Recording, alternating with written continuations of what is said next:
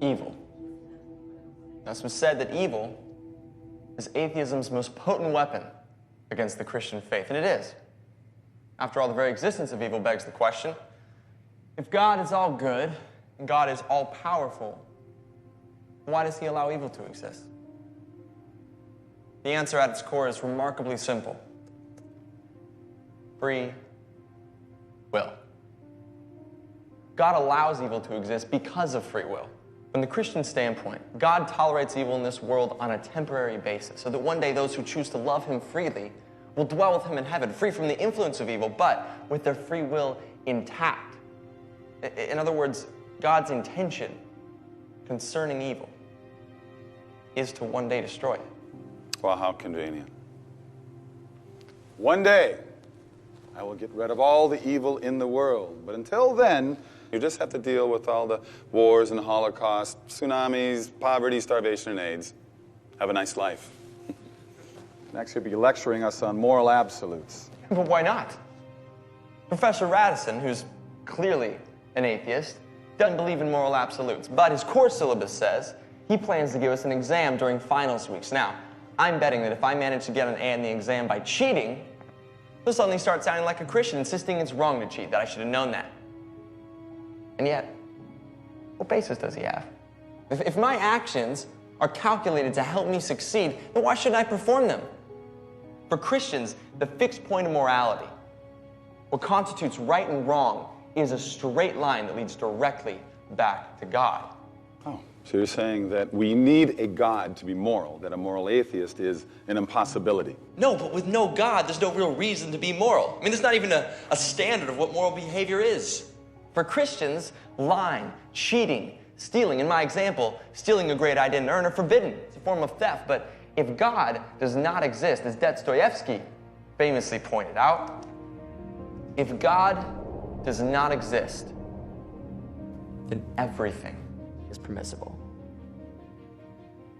And not only permissible, but pointless. If Professor Radisson is right, then all of this, all of our struggle, our debate, whatever we decide here is meaningless.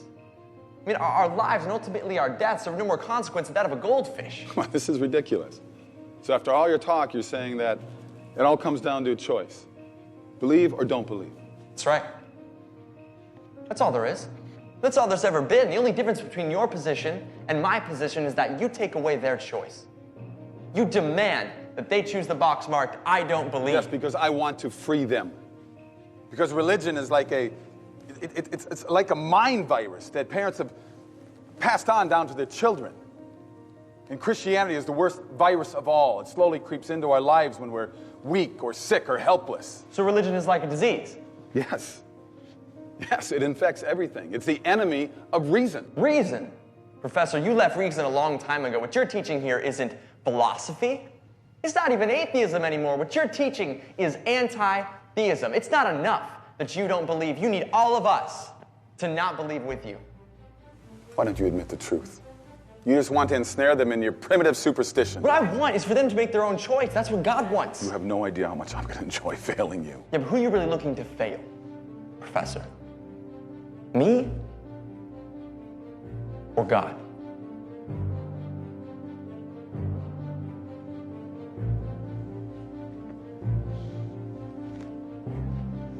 Do you hate God? It's not even a question. Okay. Why do you hate God? This is ridiculous. Why do you hate God? Answer the question. You've seen the science and the arguments. Science supports his existence. You know the truth. So why do you hate him? Why? It's a very simple question, Professor. Why do you hate God? Because he took everything away from me. Yes, I hate God. All I have for him is hate.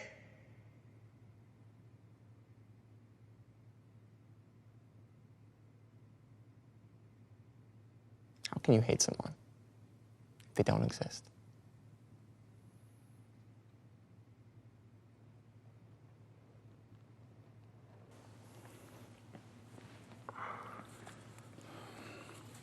You've proven nothing. Maybe not.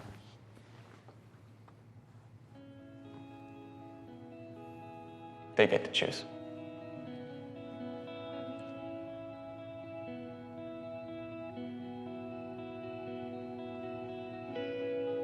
Is God dead?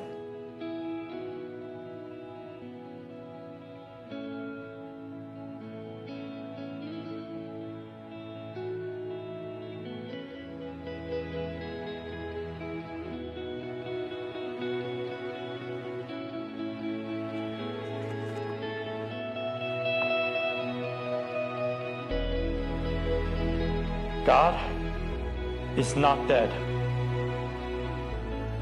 God's not dead. God's not dead. God's not dead. God's not dead. God's not dead. God's not dead. God's not dead.